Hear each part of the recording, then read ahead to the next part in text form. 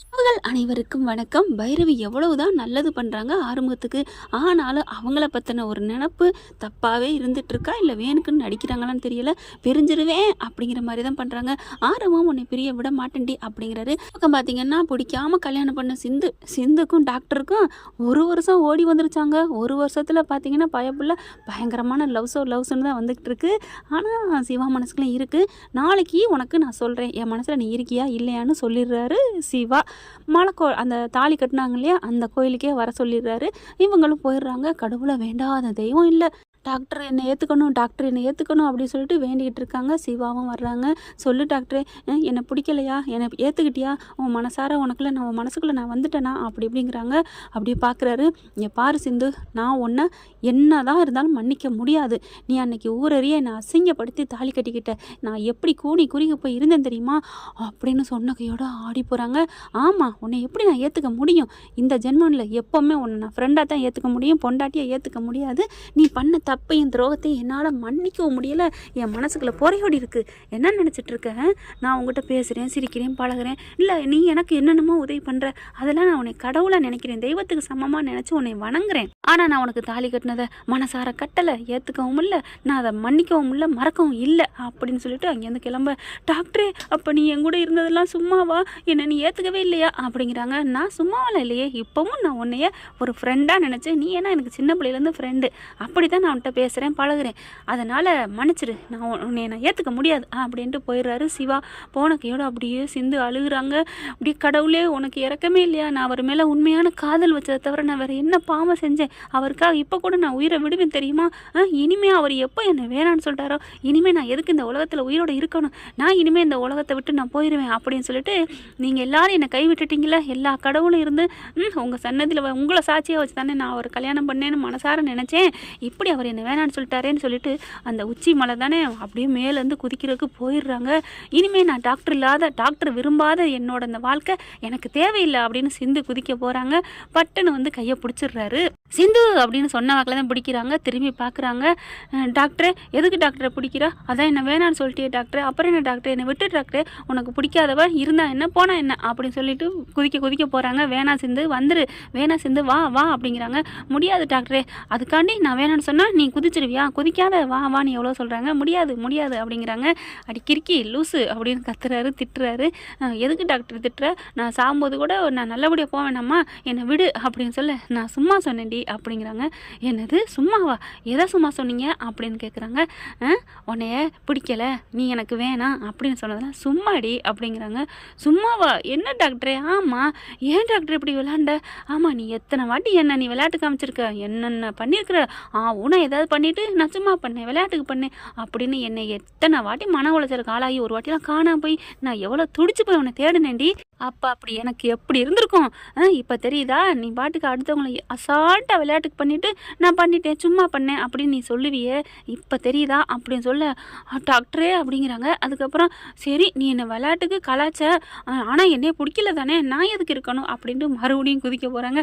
அடியே, நான் விளையாட்டுக்கு சொன்னேன்னு சொல்கிறேன்ல, விளையாட்டுக்கு என்ன சொன்னேன்? உன்னை பிடிக்கலன்னு சொன்னேன். அப்போ நிஜத்துக்கு என்ன அர்த்தம் அதில் அப்படிங்கல? என்ன அர்த்தம் டாக்டரே?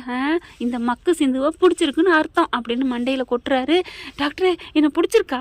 உனக்கு என்ன பிடிச்சிருக்கா டாக்டரே அப்படின்னு சொல்லிட்டு சந்தோஷத்தில் திரும்பி துள்ளி குதிக்கிறாங்க. நிஜமா நான் உன்னை மனசார ஏற்றுக்கிட்டேன் சிந்து, உன்னை எனக்கு ரொம்ப பிடிக்கும் சிந்து. ஆரம்பத்தில் வேணா நீ பண்ண காரியத்துக்கு வெறுத்தேன்னா, ஒதுக்குனேன்னா, போலீஸ்லாம் கம்ப்ளைண்ட் பண்ணி உன்னை அடிக்க வச்சேன்னா, ஆனால் இப்போ அப்படி இல்லை சிந்து, உன்னைய மனைவியை ஏற்றுக்கிட்டேன். ஆனால் ஆரம்பத்தில் இருந்தே ஃப்ரெண்டாக உன்னை எனக்கு ரொம்ப பிடிக்கும் தான் அப்படின்னு சொல்லிட்டு ஐ லவ் யூ சிந்து அப்படிங்கிறாங்க.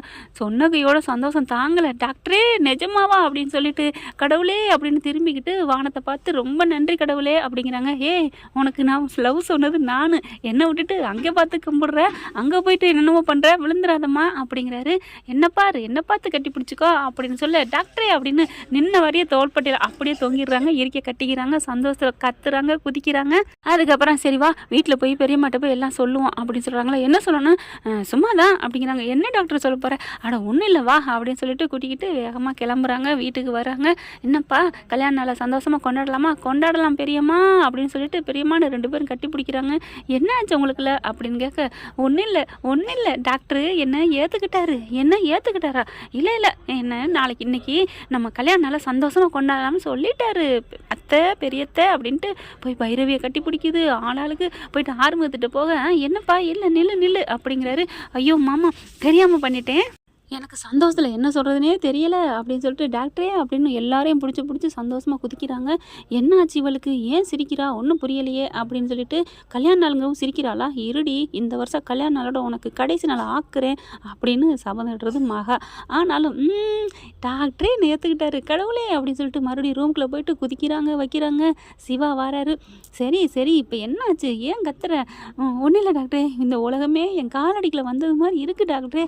ஐயோ ஐயோ நான் என்ன பண்ணுவேன் அப்படின்னு சொல்லிட்டு குதிக்கிறாங்க. அவங்க அப்பாவுக்கு கால் பண்ணிட்டு, அப்பா நீ சீக்கிரம் வாப்பா, என்னை கல்யாண நாளுக்கு ஆசீர்வாதம் பண்ணுப்பா அப்படிங்கிறாங்க. என்னம்மா, என் பொண்ணு வாய்ஸில் இது வரைக்கும் இந்த மாதிரி சந்தோஷம் நான் பார்த்ததே இல்லையே. ஆமாப்பா, உங்கள் மாப்பிள்ளை என்னை ஏற்றுக்கிட்டாருப்பா அப்படின்னு சொல்ல, என்னம்மா சொல்கிற? மனசார முழுசாக ஏற்றுக்கிட்டாருப்பா.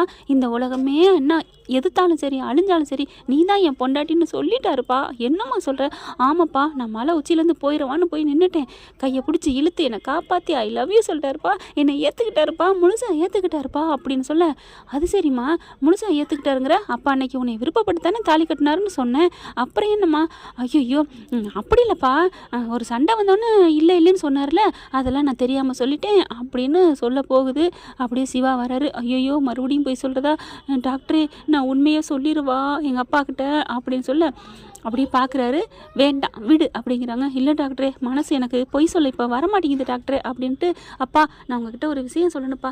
என்னம்மா விஷயம் அப்படின்னு சொல்லிட்டு, டாக்டர் இருக்கார்ல, வேணாம் சேர்ந்து வேணாம், இல்லை நான் யார்கிட்ட சொன்னாதே என் மனசு ஆறும் டாக்டரே, அப்பா நீங்கள் நேரில் வாங்கப்பா உங்ககிட்ட ஒன்று சொல்லணும் அப்படின்ட்டு வச்சிடுறாங்க. நேர்லேயும் வந்துடுறாரு. சிந்து வேண்டாம், இல்லை டாக்டரே இல்லை அப்படின்னு சொல்லிட்டு, நான் சொன்னாதான் என் மனசு திருப்தி ஆகும், நான் இல்லாட்டி அத்தைக்கிட்ட சொல்லலவா? ஏய் அத்தைக்கிட்ட சொன்னாலும் பரவாயில்லடி, உங்கள் அப்பா கிட்ட சொன்னாலும் பரவாயில்லடி, அத்தைக்கிட்ட சொல்லிடாத, எங்கள் பெரியம்மா தாங்க மாட்டாங்க அப்படின்னு சிவா சொல்லிடுறாங்க. அதுக்கப்புறம் வேலை விஷயமா அங்கிட்டுக்கிட்டு போயிடுறாங்க. அவங்க அப்பா வராரு. வந்து அதுக்கப்புறம் கூப்பிட்டு வச்சு எல்லாத்தையும் சொல்லிடுறாங்க. டாக்டர் மேலே எந்த தப்பு இல்லைன்னு சொல்லிட்டு அதுக்கப்புறம் போட்டு அடின்னு அடிக்கிறாரு. உனக்கு கொஞ்சமாவது புத்தி இருக்கா, அறிவு இருக்கா, எப்படி அப்படி பண்ண போச்சு அப்படின்னு சொல்லிட்டு சவுண்டு கேட்டு எல்லோரும் வராங்க. என்னாச்சு என்னாச்சு அப்படிங்கல, இங்கே பாரு அப்படின்னு என் மக அப்படின்னு சொல்ல போகிறாரு. அப்பா அவர் சொல்ல வேணான்னு சொல்லிட்டாருப்பா, ப்ளீஸ்ப்பான்னு அப்படியே சொல்லி கெஞ்சி அழுகுறாங்க. அப்படியே ஜாடையில் மாப்பிள்ளைக்காண்டி உன்னை விடுறேன்டின்னு சொல்லிக்கிட்டு இருக்கல, டாக்டர் வராங்க. டாக்டர் வரையில் இருந்தாலும் என் மனசு ஆல்ரெடி நான் சொல்லித்தான் தீர்வேன் அப்படிங்கல. என்ன சிந்து அப்படிங்கிறாரு. நான் எல்லாத்தையும் சொல்லிட்டேன் அப்படிங்கிற மாதிரி மண்டையை காட்டுறாங்க. டிப்பாம் ஏன்டி சொன்னேன், உங்கள் அப்பா பாரு எவ்வளோ நொந்து போயிருக்காரு, அப்படியே அடிச்சுக்கிறாரு உங்கள் அப்பா. ஐயோ ஐயோ ஐயோ அப்படின்ட்டு, என்னாச்சு மாமா, ஏன் நீங்கள் வாங்க தனியாக வாங்க அப்படிங்கிறாங்க. என்னடா நடக்குது அன்னப்பூர்லேருந்து மகாலேருந்து கேட்குறாங்க. சிந்துவை திட்டி விட்டு அதுக்கப்புறம் அவங்க அப்பாவையும் கூட்டிகிட்டு போயிடுறாங்க. தனியாக மேலே கூட்டிகிட்டு போயிட்டு சிந்துவையும் கூட்டி போகிறாங்க. இங்கே பாருங்கள் மாமா, நீங்கள் அதெல்லாம் நினைக்காதீங்க, இவள் லூஸ் மாதிரி ஏதாவது சொல்லியிருப்பா மாப்பிள்ளை அப்படின்னு சொல்லிட்டு கட்டி பிடிச்சி அழுகிறாரு. அதுக்கப்புறம் காலில் விழுந்து மன்னிப்பு கேட்டு அழுகிறாரு. என் பிள்ளை இவ்வளோ பெரிய தப்பு பண்ணியிருக்கே, அன்னைக்கு என் பிள்ளை தப்பு பண்ணியிருக்காது, வாழ்க்கை கொடுங்கன்னு சொல்லி அழுதேன், இன்றைக்கி நான் உங்களை கடவுளாக நினச்சி அழுகிறேன் மாப்பிள்ளை, கெஞ்சி கேட்குறேன் மாப்பிள்ள. இப்படி ஒரு கிராதகத்தி எவ்வளோ பெரிய பாவம் பண்ணியிருக்கா, ஊரறிய உங்களை அசிங்கப்படுத்தி தலைகுனியை வச்சு தாலி கட்டினா அந்த தாலி வாங்கி வாழணும்னு ஆசையா மாப்பிள்ள. இப்போயே சொல்கிறேன் மாப்பிள்ள, என் தங்கச்சிட்ட போய் நான் சொல்லுறேன், டைவர்ஸ் கொடுத்துருங்க, தாலியை எனக்கு வேண்டாம், என் பிள்ளை அந்த வீட்டில் உங்கள் மனசை கொண்டுட்டு வாழக்கூடாது, ஊரறிய நான் சொல்லி உங்கள் மேலே எந்த தப்பு இல்லைன்னு நீங்கள் வாழணும், என் மாப்பிள்ளை நல்லவன்னு சொல்லணும், என் மக கெட்டவன் சொன்னாலும் பரவாயில்ல அப்படிங்கிறாங்க.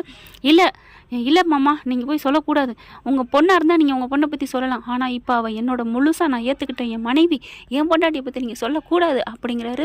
அப்படி நிற்கிறாரு. என்ன மாப்பிள்ள அப்படிங்கிறாங்க. ஆமாம், அவள் இனிமேல் நான் எனக்கானவளாக ஏற்றுக்கிட்டேன், இனிமேல் போயிட்டு போகுது விடுங்க, இப்போ என்ன நான் ஆசைப்பட்டு கல்யாணம் பண்ணேன்னு தானே சொல்ல போகிறாங்க, ஊர் உலகத்தில் பண்ணாதான் நான் பண்ணிட்டேன், அதனால் விட்டுருங்க அப்படிங்கிறாரு. என்ன ஃப்ரெண்ட், இப்படிலாம் அந்த கதையில் வந்துச்சுன்னா நல்லாயிருக்கும்னு நினைக்கிறீங்களா? பார்க்கலாம் என்ன நடக்க போகுதுன்னு. தேங்க்யூ. இந்த வீடியோ உங்களுக்கு பிடிச்சிருந்தா தயவு செய்து லைக் பண்ணுங்க. இன்னும் அப்டேட்ஸ்க்காக சேனலை சப்ஸ்கிரைப் பண்ண மறக்காதீங்க. நம்ம கிட்ட இருக்க எல்லா சேனல்ஸோட லேட்டஸ்ட் வீடியோ அப்டேட்ஸ்க்காக மேல ரைட் சைடுல காட்டுற லிங்கை கிளிக் பண்ணி வாட்ஸ்அப் குரூப்ல ஜாயின் பண்ணுங்க. உங்களிடம் விடைபெறுவது நான் உங்கள் மெஹர்.